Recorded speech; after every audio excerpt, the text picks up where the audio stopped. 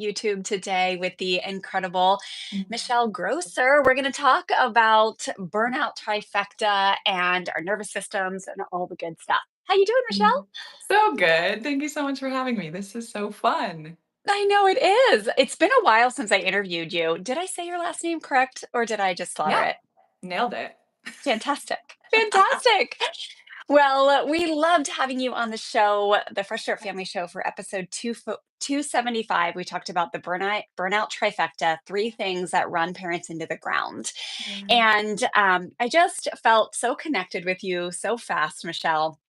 I said it in the intro to this episode. I really just wish we lived closer because I feel like we would really dig hanging out Yes. and just felt very, very aligned with what you teach. And being someone that has really taken a deep dive into nervous system regulation and healing work and really tried to integrate that into our teaching here at Fresh Start Family, your work and your voice and your passion for nervous system health really struck a chord in a great way with me. Mhm. So let's just touch on maybe a few things that we covered Mhm. in the interview. And hopefully, this is all streaming live. Okay, it looks like we're live. I'm still rather new to YouTube, so just hoping it all looks good. But let's first talk about maybe just the nervous system in general when it comes to parenting. What do you see being the relation to that kind of suffering state, so to speak, where we just feel exhausted? And what I see in my clients a lot, Michelle, is the feeling of like there's never enough time. You're always kind of treading water. You're exhausted, and I think it leads to this feeling of like rushed with everything, right? Like it's just feels very dangerous to slow down. I had a student in my full mastery program ask me just yesterday. She said, I've been really trying to implement compassionate discipline versus punishment, right? You Yeah. slow down, you're actually going to choose something that's going to Mhm. teach, Yeah. not just like correct. And she said, but I'm realizing that it feels impossible to slow Mhm. down. It feels like with 5 kids, there's never enough time. And she said, I'm just realizing how frazzled and I feel like I'm just running on empty, so to Right. speak. So maybe just start us off with your perspective of the nervous system and how it plays into our parenting and why do we feel so on the edge of burnout so often? Oh, so good. And I just love how much nervous system you bring into the teaching because it's really hard to put these things into practice that we're learning in programs like yours and from people like you when we're not in a place of safety and regulation in our body. So when we talk about our nervous system, we're really talking about our body's command center. Our nervous system, right, is controlling everything. Research is showing like 90 up to 98% of the things that we think and Wow. say and do are subconscious, like run by our nervous system in the background. Patterns we've been running, right? Subconscious fears that we have, triggers, all of these different things. When we talk about our nervous system, it's a system in our body that's just constantly gathering data, right? It's just like keeping a lookout, scanning, gathering data in order to keep us safe. And it can gather data, and then we can respond accordingly to that data for whatever we need. So there's different circuits of our nervous system, and we often hear about being regulated or dysregulated. So maybe we could talk about that for like a minute, and then I can Yeah. talk about how it tends to show up in parenting and why I think it's such a big deal. Okay, so our nervous system has three different circuits. And usually, when we talk about feeling regulated, we're talking about being in our ventral vagal circuit, which, when we're in that circuit, is when we feel quite grounded. We might feel really patient and calm. We can access joy. It's when we can respond instead of react. In that state, we have access to our prefrontal cortex. That's the part of our brain that lets us do that. It's not reactionary. Yeah, it's like our beautiful space of like higher level being, right? It's like, man, if I Those could spend moments most when of my like time there. your partner is triggered AF, but you're not, and you're like you can feel it. You're like, I'm there. I can just talk Yes. to this kid. I'm not triggered. I'm not like in survival state, but they are, But like they I feel are. like that's a great example of where you're like, oh, I'm there right now. Yeah. Or why sometimes the same exact event can bring up such different responses in you as the parent, right? Like one day my kid can make a snarky comment and I'm like, I got this, right? I know that wasn't personal. I'm not gonna like, and I can have a good conversation about it. And then on another day, that just might be enough to send me into a stress response, which would be one of the two other states of our nervous system. So when I talk about our nervous system, I like to think about it like the gas and the brake pedal in a car. We have the same thing in our nervous system. So when our little nervous system scanner is like, we need a little more activating energy, right? We need to hit the gas pedal a little bit in order to respond to what's going on. It sends us into our sympathetic nervous system, which is what we tend to call fight or flight, right? And that's the energy where you might feel really activated, a lot of urgency. I need to stay busy. There's so much to do. I might worry a lot there. I might feel irritable or edgy or angry or just like a lot of this energy. And then there's the brake pedal, which is when we've been overwhelmed by stress, stimuli, all the things for too long, where our body's like, we're out of gas, right? There is no more hitting the gas pedal. We're slamming on the brakes and we're just going to shut this thing down. And if we're in that circuit of our nervous system, we might feel really disconnected from ourselves, from our kids. That's often where we'll feel burnout or depression, dissociation. We just kind of feel numb going through the motions. So you can imagine that when we are stuck, which is ultimately when we say we're dysregulated, we're stuck with the gas pedal all the way down, or we're stuck with the brake all the way down, and we don't know how to come back down to that beautiful like ebb and flow, gas, brake, gas, brake. When we're stuck with the gas or the brake, we don't have access to that part of our brain that we just talked about that Yeah. lets us respond instead of react, right? So it's like we can learn all the things. I think that can be really frustrating in parenting and life. It's like, I knew what to do, but I just couldn't do it, right? Or I learned, I listen to the podcast, I take the courses, but I'm having such a hard time like actually Bingo. responding to my kid in these ways. It's like a 1-2 punch. It's like first we have to regulate ourselves, access to the part of the brain that lets us put into practice all these beautiful skills and scripts and tools that we have. And then we're able to do so and carry it off. So we really need both regulate ourselves and then we can put our tools into play. Yeah, I love how you speak to like sometimes life is like these highs and lows, and raising human souls is crazy, right? Like, especially if you've got a strong willed one. So, there's going to be times when you have a little bit and then you're just like, regulate. One of my Yeah. other amazing nervous system mentors, I've heard her use the term range of resonance, Yes. Sarah Tacey, and it's like this zone of like it's gonna be like this. It's never just like this flatline chill, but No. it's like that's like healthy and normal. But when it like spikes this way or spikes that way, that's when we kind of get into trouble. Yeah. And then probably get into, like, the body starts to get, like, drained, right? Like, that's, like, probably when, like, adrenal fatigue shows up or something because it's like we're constantly spiking, I would imagine, Yeah. which we just see so many of our parents in. And Michelle, tell us, like, when you use the word and we touch on this in this episode, that was just so good. It's one of my favorite. We've had such a great response Mhm. to your episode. Awesome. Um is the term, like, high functioning anxiety. That's really Mm. interesting to me because as I've gotten older, I start to see how, like, I got little tinges of that, Yeah. and my students definitely, so it's just like, I just love this conversation so much because it's like the brings we bring into that also the idea of perfectionism, right? Like, I hear a lot of my students say, "I have a perfectionist personality," and it's like, Mm.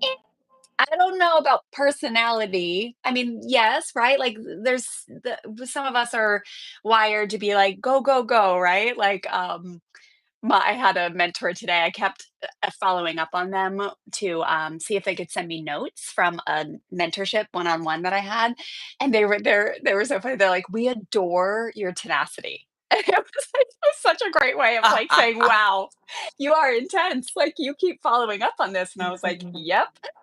But I don't know how much of that is like there Yeah. is a sense of like general wiring, right? Like how did God create us? Like we're all different. Thank God, so Mhm. cool. But then when we add that layer of it, like, oh, we have these perfectionist personalities, it seems like it's more of a coping, like adapted thing. So just speak to, please, with your incredible wisdom. Perfectionism, high functioning anxiety, how does this all work together? Oh, it's a lot. Yeah. Okay. High functioning anxiety. Let's start here. I think the best way, because I've definitely gone through periods where I've experienced this also. And it's really frustrating because when I feel that way, my husband or someone who's like really trying to help, they're like, well, what are you so anxious about? And it's like, ugh. It's like it's not really one thing, right? Like I can't really pinpoint it. It's just this feeling of kind of constantly simmering, right? Like I'm just kind of simmering all day long and everything's just kind of close to that boiling point, but I'm able to manage it and I'm still able to show up. And on the outside, it looks like I have it all together and I'm crushing it. And on the inside, right, I'm worried about all the things and I feel exhausted and I feel like I'm about to snap at any little thing. And it's like, it's a lot to manage that and all the things that I have going on. So I think when it comes to high functioning anxiety, and then I think some of the symptoms of that can show up as perfectionism or people pleasing. Um, I mean, I think the truth of the matter is those are coping mechanisms, right? Perfectionism or people pleasing. And they're also coping mechanisms that society highly values and rewards. So it like makes sense that we would have picked these up, especially for those of you who are like, doing all the things, right? Like high achieving, you were like, maybe you were the oldest child in your family, maybe you're the ones who got the good grades or the captain of the team or whatever. It's like over time that was just reinforced because the opposite of that felt like there would be some sort of something taken away that was really important to us. So when we performed in that way, Shame, humiliation, like, yeah, it's like the yeah, combination, that conditioning for years of like, do it some right sort of or threats. else. Yeah, Yeah, yeah. absolutely, for sure. And for some of us, when we think back, it was probably very overt, right? Like something that you're like, oh yeah, that would have happened if I didn't get a good grade or whatever. And then for a lot of us, it's so much more subtle, right? We look back and we're like, man, Mm, we had great parents. Like I grew yeah, up in a healthy home and there was still a lot of pressure to perform. And that's when like people finally paid attention or gave me compliments or, what have you. It felt really good. And my little learning nervous system was like, more of this. And we kept it up. So when we talk about habits like that, I think the first thing is just becoming aware of our patterns, right? Where does that urge for things to be just so? Or where does that urge to say yes when I really want to say no? Like, where do I notice that in or around my body, right? What's going on there? And then once we notice it, we can do something about it. And I guess I can walk through like a couple things that I like to ask myself when I'm noticing that urge because it still comes yeah. up. It's patterned so So deep. good, Michelle. The Yeah. first thing is I'm like, how is this serving me well? Because it is. There's a reason Oh, I love that why. question. There's a reason why we're doing it. And like our bodies are brilliant, our minds are brilliant. Like we're not doing things for no reason. So if I get curious about, man, why am I like, how is this serving me or how has this served me? I start to get awareness. And then it also brings compassion because I think sometimes we can get frustrated by those parts of ourselves.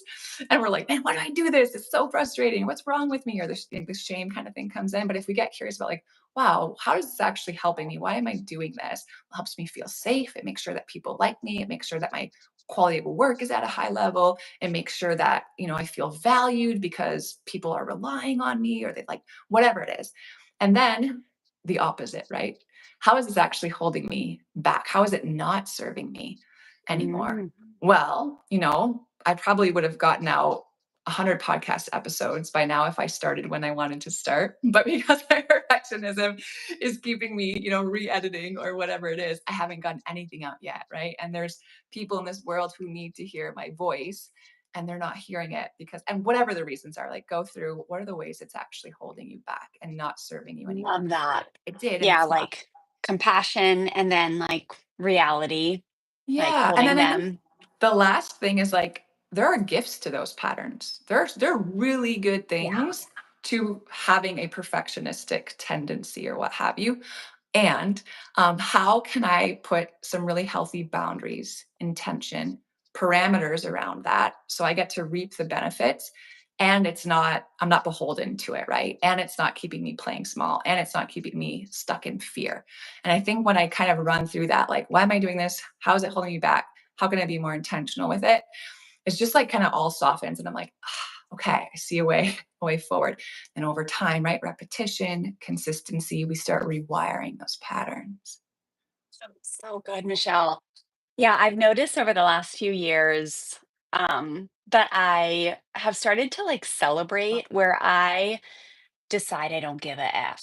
Like, well, there's the So grander scale in my life that I'm like, "Oh my I god," very much literally, do. I'm like, "Oh my god, I am learning," like, like, that is it sounds so crazy, but that's, like, been God in me this last year. God's like, "We're gonna learn really how to care about me and you, not what Oh, everyone else thinks," and that's so been good. amazing, but Yes. in the small things, like, Yeah. what that might seem really big, like, but I think about my business, I think in parenting too, I've noticed that I've started to celebrate, like, I'm just gonna let that be, like, I'm gonna put it out there imperfect or, I'm gonna be really okay with not doing it all. I don't know, I can't think of an exact example right now, but, Yeah.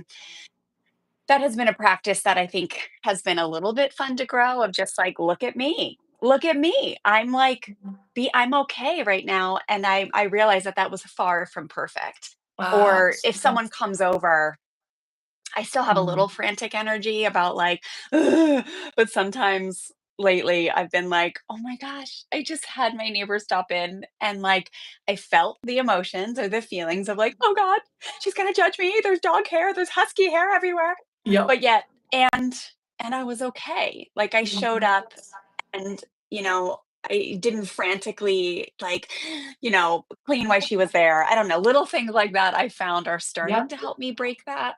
I don't That's know. awesome. That's awesome. And what I love too, and what I'm seeing, and maybe you can relate to this also, is that I think on a large scale, people are craving that. They don't want the Yeah. perfect, polished, can't relate, whatever. It's like, yes, like Wendy, tell me more stories about people coming over with dog hair everywhere because Yeah. I can relate to that Oh, too, it's right? I so have a true. sink full of dishes right now, and like the kids' bedroom is embarrassing, frankly. And it's like, this is real life. And like, I think that's Yeah. more helpful. So I see you in that. And I think it's awesome. More of that. So good. It is. It's It's so brave. true. Yeah. That really is the reality that it's like when you get real with people or show some vulnerability or like imperfection, it actually, I found in my life, it brings me closer together Bonding. with people. There's still always the like random judgy people. I saw an old friend at breakfast like a few weeks ago and his wife's a professional cleaner. And Oh, she was, like, talking about, like, how she goes into client's house, and she was appalled that this judge had this teenager who had this room that was like a pigsty, and I was like, "Oh, there are people out there that are super judgy," and I'm thinking of my own kids, like, my 17-year-old's I'm like, "I literally do not care." I'm like, "Sweetheart, you are killing it in school and sports, like, amazing. destroy your Crushing. room, live in a pigsty." But it was reminded, I'm like, "Oh, there are judgy people, like, Mhm.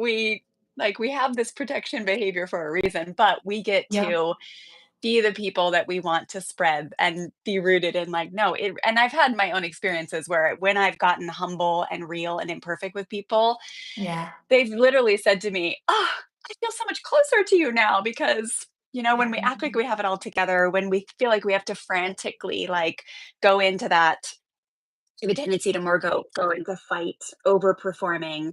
And Yep. again, the cleaning the house is like a silly example, but it's I can feel Can it flare relate. up, Yep. and, like, my husband feels it, my kids feel it, like and I can still tidy the house, but not do it Mhm. in that frantic Yes. overdrive of, like, kind of the functioning anxiety way. And I think that's the That's practice right. for all of us, right? That keeps us out of the burnout and what a process. So, oh my goodness. Well, Michelle, I just wanted to hop on real quick with you today to say hello and just to introduce everyone over on YouTube. We're still getting our footing over here, but it's so fun to go Yeah. live and introduce you to everyone. And just in case Michelle's community is here watching at some point, I'm Wendy Snyder, positive parenting educator and family life coach, host of the Fresh Start Family Show. And Michelle, maybe just do a little quick introduction. We should have done this at the beginning, Yeah. also, but just what you do and where people can come find you. We talk about that, of course, in this week's podcast episode. The links will be below when I push this to be posted, episode 275. But maybe just give a general, again, like what you specialize in and where families can come find you. Okay, sure. Thank you. Yeah. Yeah, so if you guys listen to podcasts already, I host the Calm Mom podcast. Actually, at the beginning of June, she's getting a rebrand. So she's going to be Oh, called, yeah, nice. she's going to be called Alive and Well, is what the podcast name is going to be. I But love that. Thank you. And I think it's such a good compliment to the work that you guys are doing and the things that you're learning from Wendy, because it's all nervous system strategy, nervous system solutions for a lot of these things we've talked about: anxiety, burnout, overwhelm. Man, and if you can like start to harness some of those tools and then the things that you're learning from Wendy, I just get so fired up about it because I don't think it's overstating it that like this is how we change the world, right? Like this is Mhm. legacy work to raise our children in this way from a place where we are mostly regulated. That's the flex. So my podcast, Alive and Well, and then my website, michellegrosser.com. You can find everything there. Amazing, and I'll make sure we put the link to episode 325. Holy smokes, you were up there, girl. 325, that's a lot of podcasts. But episode 325, when I came on your show to talk about raising Yes. strong-willed kids without losing your mind. So I'll hopefully figure out how I can put a link down here when I post this. And let me just see if there's anybody that commented. I don't think so, but if you were here live with us today, thank you so much for joining us. Michelle, thanks for Yeah. hopping on this Mm. platform. I know it's a little bit different, but I'm super passionate about building out the YouTube world. Decided to Love it. dissent a little bit from the short form content and social media this year. So it's just been fun to So build it good. out over here. So we love you. I am so grateful for your voice and your work, and just hope to keep collaborating with you in the future because what you're doing is really important to support mamas and parents and families too. Amen. I receive all of that and send it Oh, right back. So thank you so much. Such a joy to be with you always. okay, big hugs. Well.